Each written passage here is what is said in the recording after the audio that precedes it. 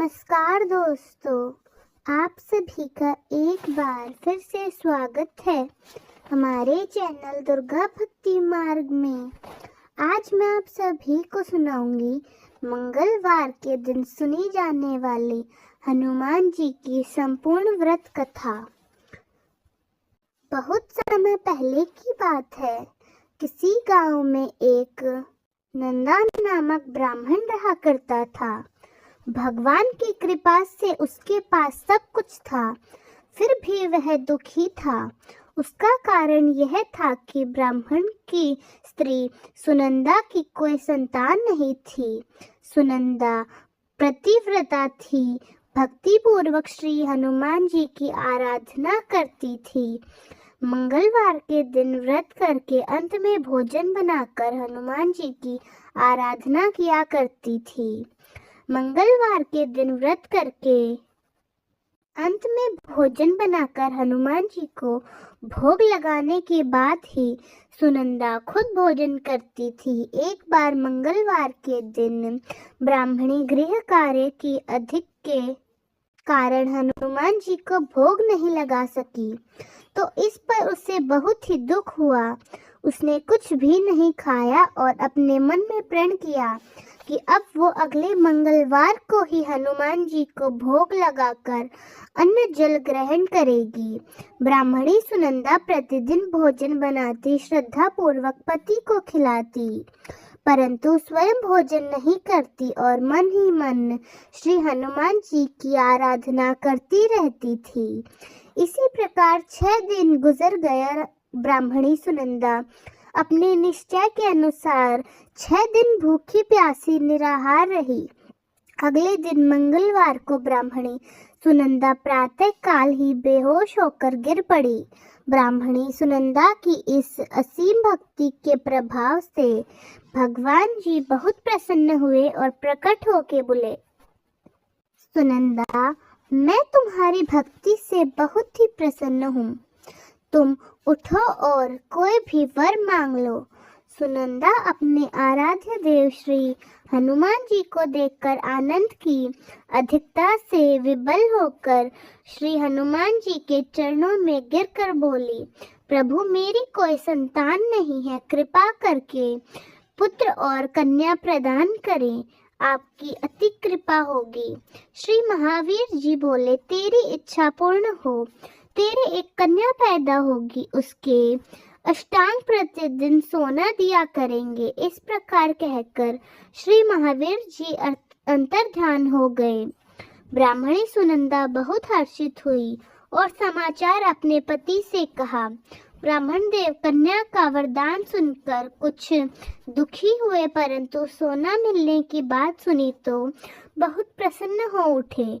उन्होंने विचार किया कि ऐसा कन्या के साथ मेरी निर्धनता भी समाप्त हो जाएगी। श्री हनुमान जी की कृपा से वह ब्राह्मणी गर्भवती हुई और 9वें महीने में उसे बहुत ही सुंदर पुत्री प्राप्त हुई।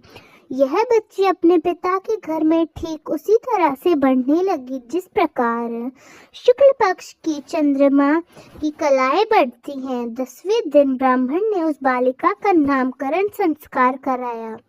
उसके कुल पुरोहित ने उस बालिका का नाम रत्नावली रखा, क्योंकि यह कन्या सोना प्रदान किया करती थी। इसी कन्या ने पूर्व जन्म में बड़े ही विधान से मंगल देव यानी हनुमान जी का व्रत किया। रत्नावली का अष्टांग बहुत सा सोना देता था। उस सोने से नंदा ब्राह्मण बहुत ही धनवान हो गया। अब ब्राह्मणी सुनंदा भी बहुत अभिमान करने लगी। समय बीतता रहा। अब रत्नावली 10 वर्ष की हो चुकी थी। एक दिन जब नंदा ब्राह्मण प्रसन्नचित्त था, तब सुनंदा ने अपने पति से कहा, मेरी पत्नी रत्नावली विवाह के योग्य हो गई है, इसलिए आप कोई सुंदर और योग्य वर देखकर उसका विवाह कर दें। यह सुनकर ब्राह्मण बोला, अभी तो रत्नावली बहुत ही छोटी है। तब ब्राह्मणी बोली, शास्त्रों की आज्ञा है कि कन्या 8वें वर्ष में गौरी, 9वें वर्ष रोहिणी, 10वें वर्ष में कन्या इसके पश्चात रजस्वला हो जाती है। गौरी के दान से पाताल लोक की प्राप्ति होती है। रोहिणी के दान से वैकुंठ लोक में प्राप्ति होती है। कन्या के दान से इंद्रलोक में सुखों की प्राप्ति होती है। अगर हे पतिदेव रजस्वला का दान किया जाए तो घोर नरक की प्राप्ति होती है। इस पर ब्राह्मण बोला, अभी तो रत्नावली मात्र 10 वर्ष की ही है और मैंने तो 16-16 साल की कन्याओं के विवाह कराए हैं, अभी जल्दी ही क्या है। तब ब्राह्मणी सुनंदा बोली, आप तो लोभ के कारण पागल हो गए हैं। लगता है अगर 11वें वर्ष में विवाह नहीं होता तो उसमें मासिक धर्म के रत्न का पिता और बड़े भाई को पान करना पड़ता है। शास्त्रों में कहा गया है कि माता पिता और बड़ा भाई रजस्वला कन्या को देखते हैं तो वह अवश्य ही नरकगामी होते हैं। तब ब्राह्मण बोला, अच्छी बात है, कल मैं अवश्य ही योग्य वर की तलाश में अपना दूत भेजूंगा। दूसरे दिन ब्राह्मण ने अपने दूत को बुलवाया और आज्ञा दी कि जैसी सुंदर मेरी कन्या है वैसा ही सुंदर इसके लिए वर तलाश कर लाओ। दूत अपने स्वामी की आज्ञा पाकर निकल पड़ा। पंपई नगरी में उसने एक सुंदर लड़के को देखा। यह बालक एक ब्राह्मण परिवार का बहुत गुणवान पुत्र था। इसका नाम सोमेश्वर था। दूत ने इस सुंदर और गुणवान ब्राह्मण पुत्र के बारे में अपने स्वामी को पूर्ण विवरण बता दिया। ब्राह्मण नंदा को भी सोमेश्वर अच्छा लगा और फिर एक शुभ मुहूर्त में विधि पूर्वक कन्यादान करने का ब्राह्मण के मन में विचार आया, परंतु ब्राह्मण के मन में तो लोभ ही समाया हुआ था। उसने कन्यादान तो कर दिया पर वह बहुत ही खिन्न था। उसने विचार किया कि रत्नावली तो अब चली जाएगी और मुझे इससे सोना मिलता था वह अब नहीं मिलेगा। मेरे पास जो धन था कुछ तो इसके विवाह में खर्च हो गया और जो शेष बचा है वह भी कुछ दिनों के बाद समाप्त हो जाएगा। मैंने तो इसका विवाह करके बहुत बड़ी भूल कर दी है। अब कोई ऐसा उपाय हो कि रत्नावली मेरे घर में ही बनी रहे, अपने ससुराल ना जाए। लोभ रूपी राक्षस ब्राह्मण के मस्तिष्क पर छा रहा था। रात भर अपनी शया पर बेचैनी से करवट बदलते बदलते उसने एक बहुत ही क्रूर निर्णय लिया। उसने विचार किया, जब रत्नावली को उसका पति सोमेश्वर अपने घर के लिए ले जाएगा तो वह मार्ग में छिपकर सोमेश्वर का वध कर देगा और अपनी लड़की को अपने घर ले आएगा, जिससे नियमित रूप से उसे सोना भी मिलता रहेगा और समाज का कोई मनुष्य उसे दोष भी नहीं दे सकेगा।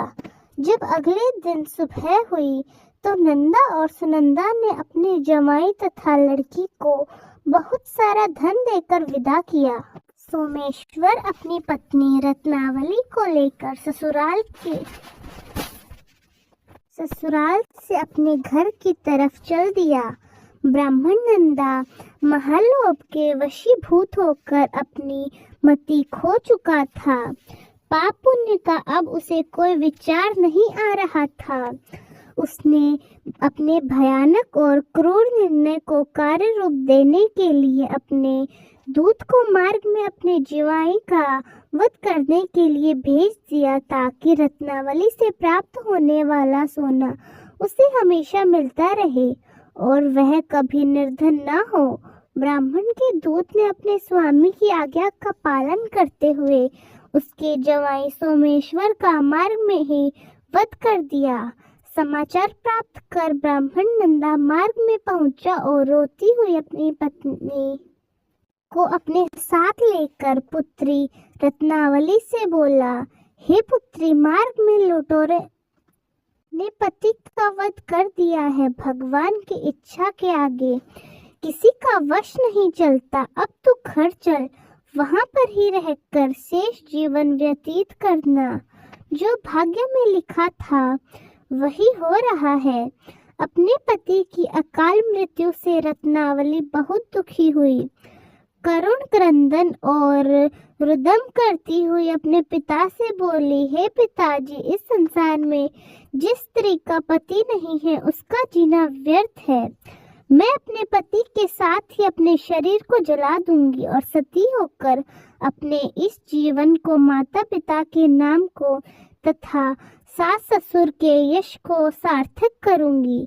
ब्राह्मण नंदा अपनी पत्नी रत्नावली के वचनों को सुनकर बहुत दुखी हुआ और विचार करने लगा कि मैंने व्यर्थ में जमाई वध का पाप अपने सर ले लिया है। रत्नावली तो उसके पीछे अपना प्राण तक त्याग देने को तैयार है। मेरा तो दोनों तरफ से मरण हो गया।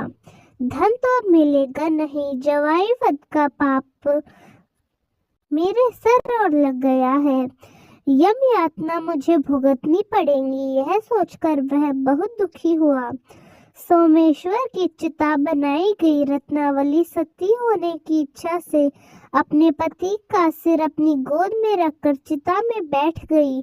जैसे ही सोमेश्वर की चिता को अग्नि लगाई गई, वैसे ही प्रसन्न होकर भगवान जी वहां पर प्रकट हुए और बोले, हे रत्नावली, मैं तेरे पति व्रता भक्ति से बहुत प्रसन्न हूँ। तू वर मांग। तब रत्नावली ने अपने पति का जीवन दान मांगा। हनुमान जी बोले, रत्नावली, तेरा पति अजर अमर है। यह महाविद्वान भी होगा और इसके अलावा तेरी जो इच्छा है वह वर मांग ले। तब रत्नावली बोली, हे ग्रहों के स्वामी, यदि आप मुझ पर प्रसन्न है तो मुझे यह वरदान दीजिए कि जो भी मनुष्य मंगलवार के दिन प्रातः काल लाल पुष्प लाल चंदन से पूजा करके आपका स्मरण करेगा, उसको रोग व्याधि नहीं होगी, स्वजनों से कभी वियोग नहीं होगा, सर्प अग्नि तथा शत्रुओं का भय नहीं रहेगा, और जो स्त्री मंगलवार का व्रत करेगी वह कभी विधवा नहीं होगी। मंगल देव ने तथास्तु कहकर अंतर ध्यान हो गए और सोमेश्वर हनुमान जी की कृपा से जीवित हो उठा। रत्नावली अपने पति को पुनः प्राप्त कर बहुत प्रसन्न हुई और हनुमान जी का व्रत प्रत्येक मंगलवार को करने लगी। व्रतराज और हनुमान जी की कृपा से इस लोक में सुख ऐश्वर्य को भोगते हुए अंत में अपने पति के साथ स्वर्ग लोक को गए। तो दोस्तों, प्रेम से बोलिए हनुमान जी की जय। तो चलिए दोस्तों, अब सुनते हैं श्री राम नाम की महिमा। लंकापति रावण के वध के बाद जब अयोध्या पति प्रभु श्री राम की कीर्ति दूर दूर तक फैल रही थी और वह मर्यादा पुरुषोत्तम कहलाने लगे, तब एक दिन महादेव शिव की इच्छा भी मर्यादा पुरुषोत्तम श्री राम से मिलने की हुई। पार्वती जी को साथ लेकर महादेव जी कैलाश पर्वत से उतरकर अयोध्या नगरी के रास्ते पर चल पड़े। भगवान शिव और माता पार्वती को यूं आता देखकर भगवान श्री राम बहुत प्रसन्न हुए और माता जानकी ने उनका उचित आदर सत्कार किया और स्वयं भोजन बनाने के लिए रसोई घर में चली गईं। इस बीच भगवान शिव ने भी श्री राम से पूछा, आपके सेवक हनुमान जी कहीं दिखाई नहीं दे रहे। तब श्री राम बोले, वे बगीचे में है। शिव जी ने श्री राम जी से बगीचे में जाने की अनुमति मांगी और पार्वती जी का हाथ पकड़कर बगीचे में आ गए। बगीचे की खूबसूरती देखकर उनका मन मोहित हो गया। आम के घने वृक्ष के नीचे हनुमान जी दीन दुनिया से बेखबर गहरी नींद में सोए हुए और एक लय में खराटों से राम नाम की ध्वनि उठ रही थी। चकित होकर शिवजी और माता पार्वती एक दूसरे की ओर देखने लगे। माता पार्वती मुस्कुरा उठी और वृक्ष की डालियों की ओर इशारा किया। राम नाम सुनकर पेड़ की डालियां भी झूमने लगी थी और इनके बगीचे से भी श्री राम नाम उच्चारित हो रहा था। शिवजी इस राम नाम की धुन में मस्त मग्न होकर खुद भी राम राम कहकर नाचने लगे। माता पार्वती जी ने भी अपने पति का अनुसरण किया और अपने कोमल पैर थरकाने लगी। शिवजी और माता पार्वती जी के नृत्य से ऐसी झनकार उठी कि स्वर्गलोक के देवतागण भी आकर्षित होकर बगीचे में आ गए और राम नाम की धुन में सभी मस्त हो गए। माता सीता यानी माता जानकी भोजन तैयार करके प्रतीक्षा कर रही थी, परंतु संध्या गिरने पर भी अतिथि नहीं पधारे। तब अपने देवर लक्ष्मण जी को बगीचे में भेजा। लक्ष्मण जी तो स्वयं को श्री राम का ही सेवक मानते थे, इसलिए बगीचे में आकर जब उन्होंने धरती पर स्वर्ग का नजारा देखा तो स्वयं भी राम नाम की धुन में झूम उठे। महल में माता जानकी परेशान हो रही थी। अभी तक भोजन ग्रहण करने के लिए कोई भी क्यों नहीं आया।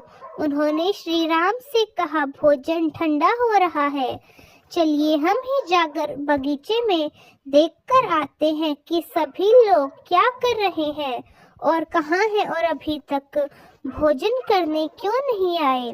जब राम जी बगीचे में गए तो वहाँ राम नाम की धूम मची हुई थी। हनुमान जी गहरी नींद में सोए हुए थे और उनके खराटों में भी अभी तक राम नाम ही निकल रहा था। पेड़ की पत्तियां भी राम नाम सुनकर झूम उठी थी। शिव पार्वती भी राम नाम की धुन में ही नृत्य कर रहे थे और स्वर्ग के सभी देवता उनकी ओर आकर्षित होकर उन्हीं की तरह नृत्य कर रहे थे। ऐसा नजारा देखकर राम जी बहुत प्रसन्नचित हुए। उन्होंने सोचा कि क्यों न अब हनुमान जी को नींद से जगाया जाए। उन्होंने हनुमान जी को नींद से जगाया और प्रेम से उनकी तरफ निहारने लगे। हनुमान जी प्रभु को आया देखकर शीघ्रता से उठकर खड़े हो गए। नृत्य की सभा भंग हो गई। शिव जी खुले कंठ से हनुमान जी की राम भक्ति की सराहना करने लगे। हनुमान जी सकुचाए लेकिन मन ही मन खुश हो रहे थे। श्री सिया राम ने भोजन करने का आग्रह भगवान शिव जी से किया। सभी लोग महल में भोजन करने के लिए चल पड़े। माता जानकी जी भोजन परोसने लगी। हनुमान जी को भी श्री राम ने पंक्ति में बैठने का आदेश दिया। हनुमान जी बैठ तो गए, परंतु आदत ऐसी थी कि श्री राम जी के भोजन परोसने के उपरांत ही सभी लोग भोजन करते थे। आज श्री राम के आदेश से पहले ही भोजन करना पड़ रहा था। माता जानकी हनुमान जी को भोजन परोसने जा ही रही थी, परंतु हनुमान जी का पेट नहीं भर रहा था। सीता जी कुछ समय तक तो उन्हें भोजन परोस रही थी, फिर समझ गई कि इस तरह से हनुमान जी का पेट नहीं भरेगा। उन्होंने तुलसी जी के एक पत्ते पर राम का नाम लिखा और भोजन के साथ हनुमान जी का परोस दिया। तुलसी के पत्ते को खाते ही हनुमान जी को संतुष्टि मिली और वह भोजन खाकर उठ खड़े हो गए। भगवान शिव शंकर ने प्रसन्न होकर हनुमान जी को आशीर्वाद दिया कि आपकी राम भक्ति युगों युगों तक याद की जाएगी और आप संकट मोचन के नाम से जाने जाएंगे। तो दोस्तों आइए अब सुनते हैं मंगलवार को सुनी जाने वाली मंगला गौरी माता की पौराणिक कथा। कुरुदेश में कीर्ति नामक एक विद्वान कीर्तिशाली शत्रुओं का नाश करने वाला 64 कलाओं का ज्ञाता तथा धनुर्विद्या में कुशल राजा हुआ करता था। पुत्र के अलावा अन्य सभी शुभ चीजें उस राजा के पास थी, इसलिए वह राजा संतान के विषय में अत्यंत चिंतित हुआ था। और जब ध्यान पूर्वक देवी की आराधना करने लगा तब उसकी कठोर तपस्या से प्रसन्न हो गई और उससे यह वचन बोली कि हे सुव्रत, वर मांगो। तब श्रुतकीर्ति बोला, हे देवी, यदि आप मुझ पर प्रसन्न हो तो मुझे सुंदर पुत्र की प्राप्ति का वरदान दीजिए। हे देवी, आपकी कृपा से अन्य किसी भी वस्तु का अभाव मुझे नहीं है। उसका यह वचन सुनकर पवित्र मुस्कान वाली देवी ने कहा, राजन, तुमने अत्यंत दुर्लभ वर मांगा है, फिर भी कृपावश मैं तुम्हें अवश्य यह वर दूंगी। किंतु हे राजन, सुनिए, यदि परम गुण पुत्र चाहो तो केवल 16 वर्ष तक ही जीवित रहेगा। यदि रूप तथा विद्या से पुत्र चाहते हो तो दीर्घ जीवी होगा। देवी का यह वचन सुनकर राजा चिंतित हो उठा और पुनः अपनी पत्नी से पराशर्म करके उसने गुणवान तथा सभी शुभ लक्षणों से संपन्न 16 वर्ष की आयु वाला पुत्र मांगा। तब देवी ने भक्त संपन्न राजा से कहा, हे नृपनंदन, मेरे मंदिर के द्वार पर आम का वृक्ष है, उसका एक फल लाकर मेरी आज्ञा से अपनी पत्नी को उसे भक्षण हेतु प्रदान करो, जिससे वह शीघ्र ही गर्भ धारण करेगी, इसमें संदेह नहीं। प्रसन्न होकर राजा ने वैसा ही किया और उसकी पत्नी ने गर्भ धारण कर लिया। 10वें महीने में उसने देवतुल्य सुंदर पुत्र को जन्म दिया तथा हर्ष किया। शोक से युक्त राजा ने बालक का जात कर्म आदि संस्कार किया और शिव का स्मरण करते हुए उसका नाम चिरायु रखा। इसके बाद पुत्र के 16 वर्ष के होने पर पत्नी सहित राजा चिंता में पड़ गए और वे विचार करने लगा कि यह पुत्र बड़े कष्ट से प्राप्त हुआ है और मैं इसकी दुखद मृत्यु अपने ही सामने कैसे देखूंगा। ऐसा विचार करके राजा ने पुत्र को उसके मामा के साथ काशी जी पढ़ने भेज दिया। प्रस्थान के समय राजा की पत्नी ने भाई से कहा कि आप मेरे पुत्र को काशी जी ले जाइए। मैंने भगवान मृत्यु जैसे पूर्व में पुत्र के लिए प्रार्थना की थी और कहा था, हे विश्वेश, आप जगतपति की यात्रा के लिए मैं उस पुत्र को अवश्य भेजूंगी, अतः आप मेरे पुत्र को आज ही ले जाइए। सावधानी पूर्वक इसकी रक्षा कीजिए। आपकी बहन की यह बात हमेशा ध्यान में रखिए। भांजी के साथ वह चल पड़ा। कई दिनों तक चलते चलते वह आनंद नामक नगर में पहुंचा। वहां सभी प्रकार की समृद्धि हो से संपन्न वीर सेना नाम वाला राजा रहा करता था। उस राजा का एक स्वर्ग लक्षण संपन्न युवावस्था प्राप्त मनोहर और रूप लावण्य मई मंगला गौरी नाम की कन्या थी।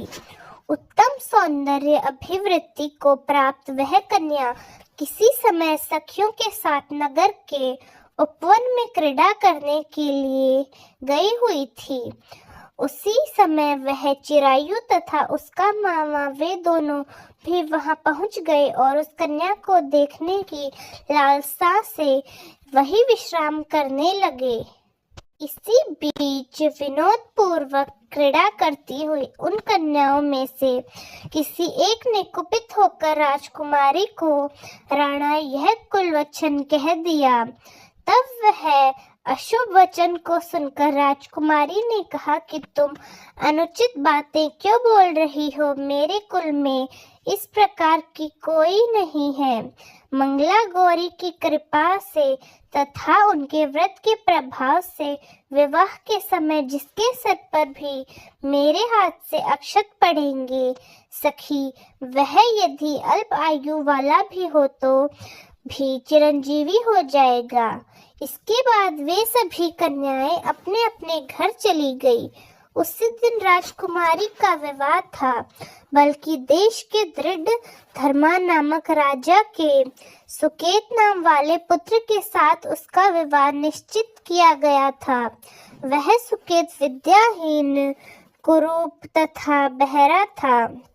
तब सुकेत के साथ आए हुए उन लोगों ने विचार किया कि इस समय कोई दूसरा श्रेष्ठ वर ले जाना चाहिए और विवाह संपन्न हो जाने के बाद वहां सुकेत पहुंच जाए। तो उन लोगों ने चिरायु के मामा के पास जाकर याचना की कि आप इस बालक को हमें दे दें, जिससे हमारा कार्य सिद्ध हो जाए। इस पृथ्वी पर परोपकार के समान दूसरा कोई धर्म नहीं है।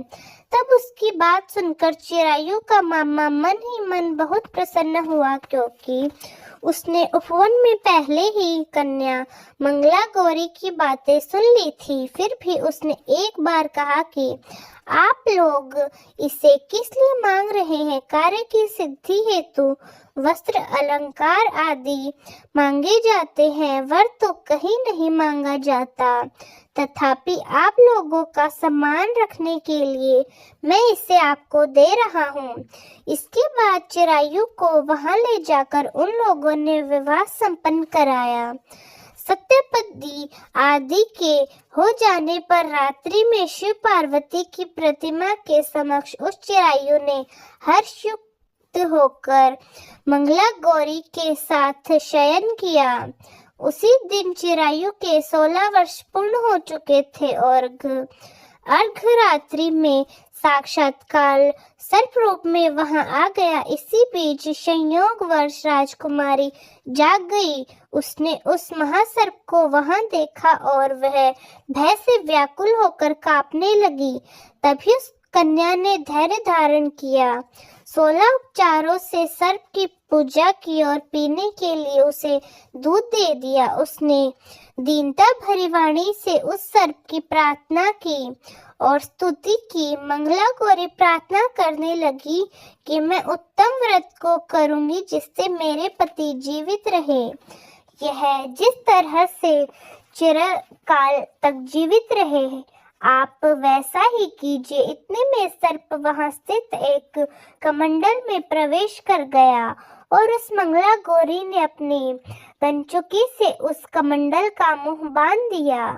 इसी बीच उसका पति अंगड़ाई लेकर जाग गया और अपनी पत्नी से बोला, हे प्रिय, मुझे भूख लगी है। तब वह अपनी माता के पास जाकर खीर, लड्डू आदि ले आई और उसने उसके द्वारा दिए गए भोज्य पदार्थ को उसने प्रसन्न मन से खाया। भोजन के बाद हाथ धोते समय उसके हाथ से अंगूठी गिर गई। तांबुल खाकर वह पुनः सो गया। उसके बाद मंगला गौरी कमंडल को फेंकने के लिए जाने लगी।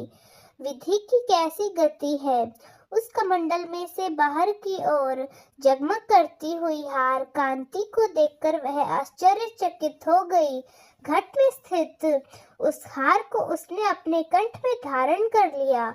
उसके बाद कुछ रात्रि शेष रहते ही चिरायु का मामा आकर उसे ले गया। उसके बाद वर पक्ष के लोग सुकेत को वहां ले आए। उसे देखकर मंगला गौरी ने कहा, यह मेरा पति नहीं है। तब उन सभी ने उससे कहा कि ये सुबह क्या बात कर रही हो? यहाँ तुम्हारा कोई परिचायक हो तो उसे हम लोगों को बताओ।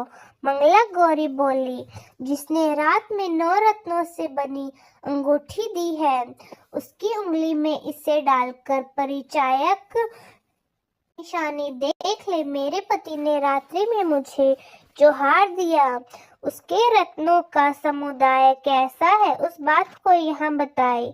यहाँ तो कोई अन्य ही, इसके अलावा रात में परस्पर भाषण तथा भोजन आदि जो कुछ किया गया उसे भी यह बता देगी, तब यह निश्चय ही मेरे पति हैं। इस प्रकार उसका वचन सुनकर सभी ठीक है कहने लगे, किंतु जब एक भी बात नहीं मिली तब सभी ने सुकेत को उसका पति होने का निश्चय कर दिया और वर पक्ष वाले जिस तरह से आए उसी तरह वापस चले गए। उसके बाद अपने वंश को बढ़ाने वाली महान यश से संपन्न तथा परम मनश्वरी मंगला गौरी के पिता ने अन्नपान आदि का सत्र चलाया। उन्होंने वर पक्ष के वृतांत कानो कान सुना कि स्वरूप से कुरूप होने के कारण लोगों के द्वारा किसी अन्य को वर के रूप में आदर पूर्वक लाया गया।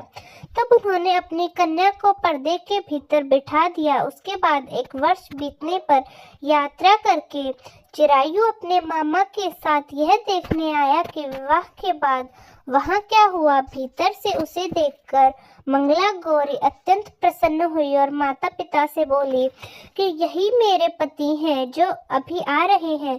तब राजा ने अपने सब जनों को बुलाकर पूर्व में कहे गए सभी परिचयों को निशानी को देखकर मंद मुस्कान वाली अपनी कन्या चिरायु को सौंप दी। राजा ने शिष्ट जनों के साथ लेकर विवाह का उत्सव कराया। इसके बाद वीर सहने वस्त्र आभूषण आदि घोड़ा सेना रथ और अन्य बहुत सी सामग्रियां देकर उन्हें विदा किया। उसके बाद कुल को आनंदित करने वाला वह चिरायु पत्नी तथा मामा के साथ सेना लेकर अपने नगर लोगों के मुख से आया हुआ। उसे सुनकर उसके माता पिता को विश्वास नहीं आया। उन्होंने सोचा कि प्रारंभ अन्यथा कैसा हो सकता है। इतने में वह अपने माता पिता के पास आ गया और स्नेह से परिपूर्ण वह चिरायु भक्ति पूर्वक अनेक चरणों में गिर पड़ा। तब अपने कुल का मस्तक शंकर उन्होंने परम आनंद प्राप्त किया। पुत्र वधू मंगला गौरी ने भी सास ससुर को प्रणाम किया। तब सास ने उसे अपनी गोद में बिठाकर सारा वृतांत शीघ्रता पूर्वक पूछने लगी। हे महान मुनि, तब पुत्र वधू ने भी मंगला गौरी के उत्तम व्रत महात्मा तथा जो भी घटित हुआ वह सब वृतांत कह डाला। जो भी इसका श्रवण करता है या इसे कहता है उसके सभी मनोरथ पूर्ण हो जाते हैं, इसमें संदेह नहीं है। प्रेम से बोलिए मंगला गौरी माता की जय। तो दोस्तों, कैसी लगी आपको हमारी आज की कहानी? कमेंट्स में जरूर बताएं। धन्यवाद।